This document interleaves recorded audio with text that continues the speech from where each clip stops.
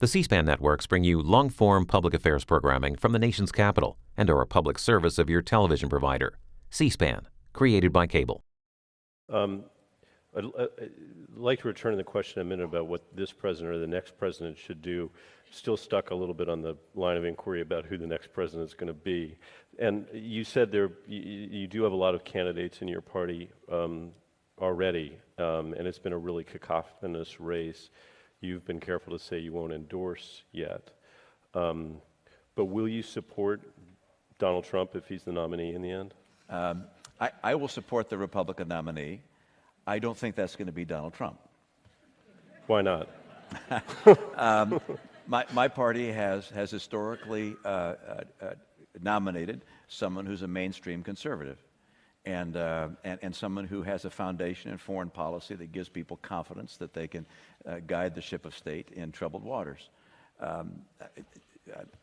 Mr. Trump over the weekend, I think on 60 Minutes, said that he thought it'd be a good idea to let ISIS take over Syria, and then we could pick up the pieces. And I thought that was both absurd and dangerous. And I just don't think that kind of proposal is likely to lead him to become our nominee. You say that the process results in the nomination of a mainstream conservative, but are you concerned? I mean, the sort of conventional assessment is that the process actually may produce a mainstream conservative, but that person does not look like a mainstream conservative anymore by the time they've succeeded in the primaries because they've been pulled so far to the right. Do you agree that that's the dynamic that any candidate in this race is facing now? That's been ascribed to the candidates in both parties, both political processes.